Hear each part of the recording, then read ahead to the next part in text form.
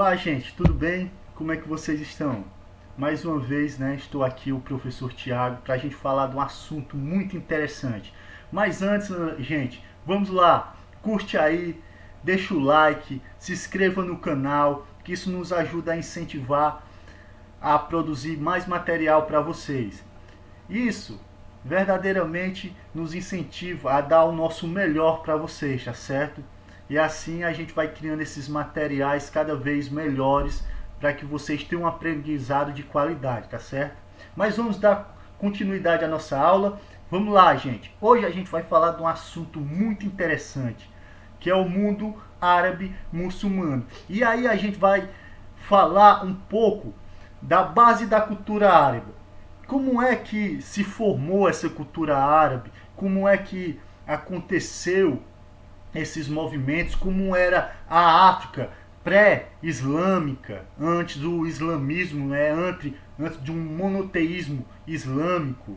E como se deu origem ao islamismo, que hoje é conhecido, inclusive a gente vai observar que as pessoas acreditam que a cultura islâmica é uma cultura terrorista, né? Porque existe atentados terroristas em todo o tempo, mas a gente vai entender isso ao longo desse capítulo, tá certo, gente? Vamos lá, vamos começar?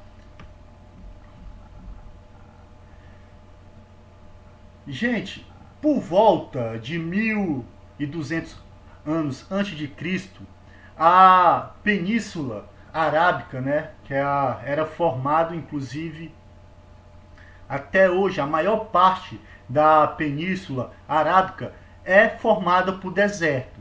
E nesse período de 1200 anos antes de Cristo, pequenos tribos, né, verdadeiramente viviam na Península Arábica. Todos eles eram de origem semita e basicamente eles viviam apenas do pastoreio e do comércio, né? Pastoreio que eles cuidavam lá dos animaizinhos, tinha as ovelhas, o gado, e também do comércio, porque a gente vai observar que a cultura árabe, eles vivem totalmente do comércio, é uma das principais atividades árabes, é o comércio. Aí a gente vai observar, gente, que a partir que o comércio vai crescer cada vez mais, é que mercadores do sudoeste da Península Ibérica, eles vão começar a organizar caravanas, que eles vão à direção principalmente da Palestina e da Síria, né, que fica ao norte, onde eles iam pegar mercadorias e revendiam essas mercadorias no Oriente. O que é que acontece, gente? Mas essas viagens desses mercadores eram muito difíceis. Se a gente puder notar, inclusive, na imagem que eu coloquei aí à direita, vocês estão vendo mercadores viajando pelo deserto. Ó. E aí a gente vai observar que essas viagens eram muito difíceis, principalmente pelo o ambiente, que era um deserto, né? Não havia água, era muito difícil. E eles viajavam, né, em caminhos e eles iam até oásis. Então o caminho dele passava por oásis, que aí vocês estão observando na direita, que aí é um lago no meio do deserto, onde que os mercadores eles utilizavam como pontos de parada, principalmente para pegar água, né?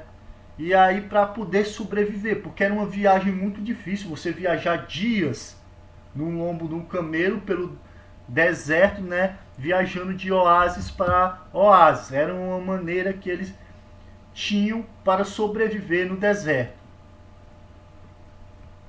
E aí o que é que vai acontecer, gente? Com a expansão desse comércio, vão se transformar em alguns oásis, vão se transformar em verdadeiros núcleos urbanos, como o de Curaiai e Tamai, né, que fica lá no noroeste da Península Arábica. E aí o que é que vai acontecer? Na verdade, elas vão crescer tanto e vão se transformar um núcleo verdadeiramente urbano, mas na verdade eles são tem uma características das cidades-estados. O que era cidade-estado? Vocês lembram, gente? As cidades-estados eram aquelas que tinham leis e um governo próprio, né? Ela não tinham, mesmo pertencendo à mesma península ibérica, eles tinham leis e governos diferentes. E aí a gente vai observar, principalmente esses núcleos urbanos, eles vão enriquecerem, principalmente pelo o comércio, que os mercadores passavam lá para se abastecer, principalmente de água, e aí lá esses pontos de paradas vão se transformar em núcleos urbanos, centros comerciais. E, inclusive, muitos desses oásis, principalmente, vão se transformar em grandes reinos, principalmente o reino de Sabá, que vai ser um reino que vai enriquecer muito através do comércio, né? Também, gente, essa base que a gente vai ter a árabe antes do pré-islamismo, a gente vai observar que eles viviam lá do comércio, do pastoreio, e nesse momento ainda não existia o monoteísmo, né? A crença apenas no Deus. Nesse momento da cultura árabe, eles eram politeístas. Eles cultuavam diversos deuses, que desde deuses relacionado aos astros, né, a lua, o sol, ou aos fenômenos naturais, por exemplo, tempestades, chuvas, secas, eram fenômenos naturais. E também, gente, eles eram animistas. O que é animistas? Que eles acreditavam verdadeiramente que, por exemplo, uma pedra podia ter alma. Então a gente vai observar que era uma cultura politeísta. E aí a gente vai observar quando aconteceu que eles acreditarem no único Deus, no monoteísmo, no Deus Alá. Gente, Alá, ele já existia já na cultura pré-islâmica. Principalmente, a gente vai observar que na cultura pré-islâmica, que era uma cultura politeísta, tinha Alá, que era seu principal Deus. E Alá, na cultura pré-islâmica, ele teve 3 filhos. Uma delas é essa imagem que vocês estão vendo aí do lado direito, que é a deusa Alat, né? Uma das 3 filhas de Alá e protetora principalmente da cidade de Meca, que era também uma cidade com bastante comércio. Meca, gente, se a gente for observar, ela fica situada na parte ocidental da Península Arábica e era verdadeiramente um ponto de encontro de todas as caravanas. Isso vai fazer com que Meca se transforme também numa cidade, num núcleo urbano com um comércio intenso, verdadeiramente intenso. E lá, principalmente em Meca, existia um santuário construído em forma de um cubo, que chama pelos árabes de Kaab. E lá também eles adoravam cerca de 360 deuses e deusas. Inclusive eles tinham lá no centro do santuário, tinha uma pedra negra que eles consideravam sagrada, principalmente nessa cultura árabe, que eles acreditavam que os seres inanimados, né, possuíam alma. Então essa pedra negra, provavelmente um meteorito, eles acreditavam ser uma pedra sagrada. E aí, gente, o que é que vai acontecer? A gente vai observar que a Arábia, a Península Arábica, antes do islamismo, pré-islâmica, ela era politeísta. Aí o que é que vai acontecer?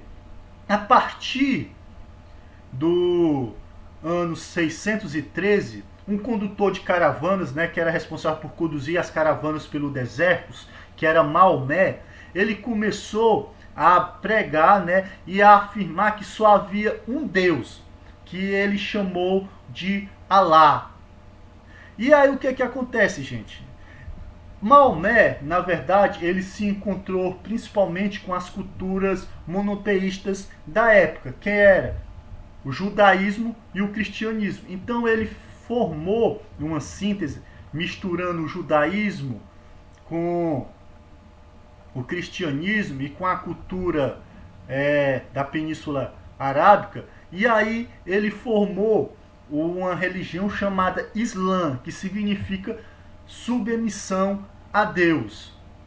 E aí a gente vai observar que isso vai fazer com que a Península Arábica ela se transforme mais tarde, principalmente com as ideias de Maomé, num país Islã, num país muçulmano, que significa a palavra Islã, significa a mesma palavra que muçulmano, né? Submisso a Deus.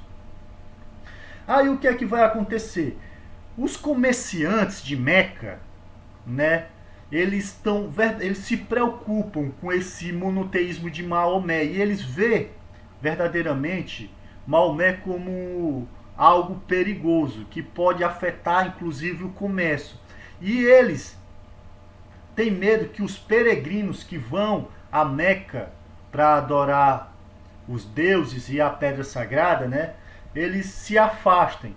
E aí o que é que vai acontecer? Eles vão tentar eliminar Maomé. Só que Maomé ele vai fugir para a cidade de Itrebe, que mais tarde a gente vai observar que ela vai se transformar num total, uma cidade islâmica. Essa viagem, né, essa fuga de Maomé vai ser conhecida como Hegira, né, emigração, que isso vai dar origem, inclusive, o calendário da religião islâmica. Vai começar com essa fuga de Maomé até Itrebe. E aí o que é que vai acontecer?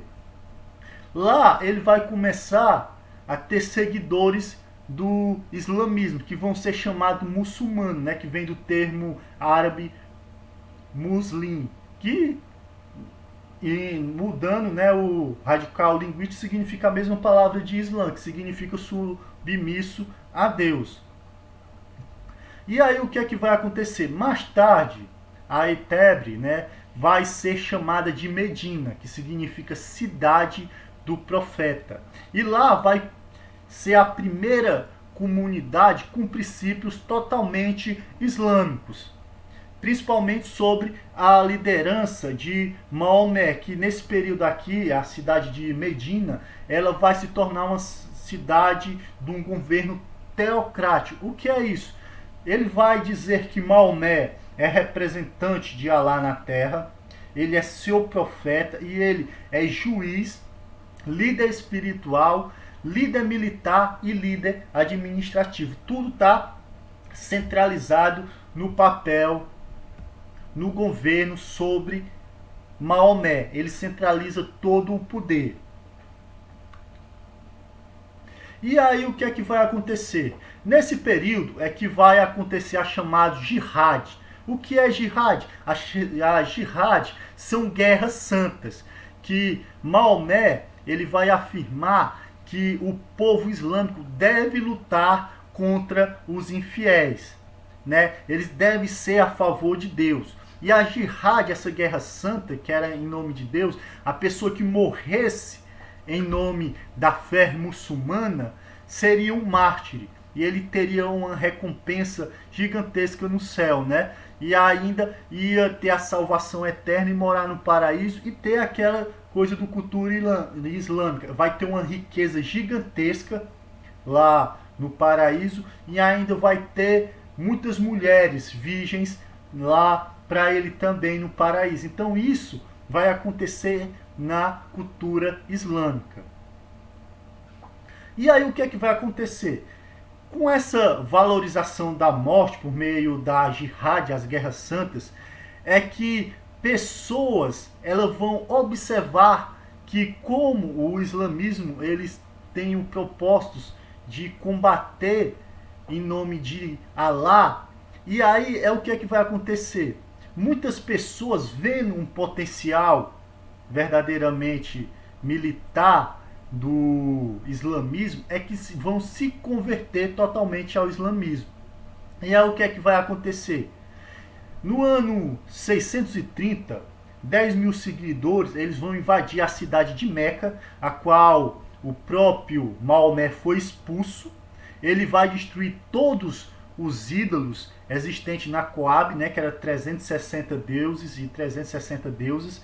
E aí ele vai declarar o santuário um lugar sagrado para os muçulmanos.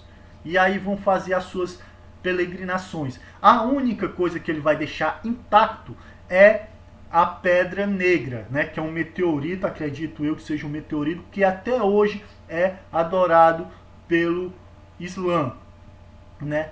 E a partir daí, gente, a gente vai observar que a jihad, ela foi levada a vários reinos vizinhos e a várias tribos, né, que é essa guerra santa, né, de libertar verdadeiramente, de combater os infiéis, aquelas pessoas que não creem em Alá, e que morrer em nome de Alá, você vai ter recompensa gigantesca no céu ainda de ter a salvação. Até hoje, gente, isso vai ser cultuado principalmente lá no Oriente Médio através do terrorismo, aquelas pessoas que se matam e matam o outro, é acreditando nisso que Maomé falava, que se eles morrerem em nome de Alá, eles vão ter essa recompensa gigantesca no céu e ainda ter a salvação eterna e ainda de estar combatendo os infiéis. Por isso que o terrorismo utiliza esses princípios da jihad, né, que é a guerra santa contra os infiéis. A gente vai observar, gente, que os fundamentos dessa religião de Maomé, ele vai unificar todas as tribos ali da Península Arábica. E aí, essa unificação vai criar uma forte identidade na Península Arábica. E aí o que é que vai acontecer? Lá vai surgir o Estado Árabe Muçulmano, que verdadeiramente todos têm uma identidade verdadeiramente baseada na cultura islâmica. E aí o que é que vai acontecer? Maomé, ele vai morrer em 632, né? E aí o que é que vai acontecer?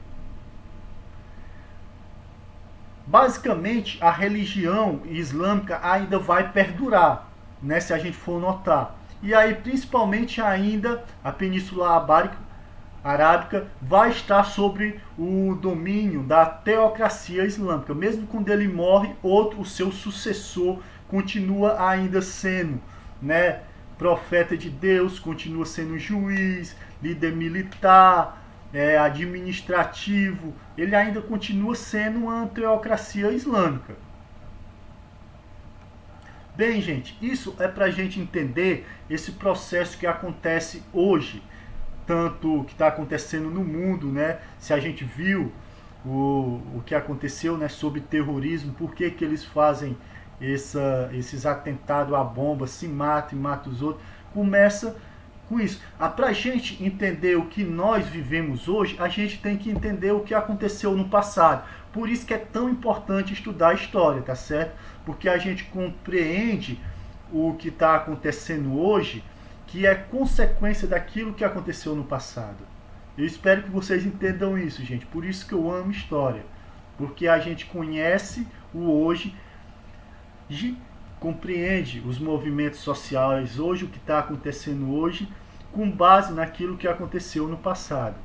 Valeu, gente! Mas não esqueçam, deixa o like, curte o vídeo, se inscreva no canal. Isso vai incentivar cada vez eu produzir mais esse tipo de vídeo para vocês. Muito obrigado, gente. Até mais. Tchau!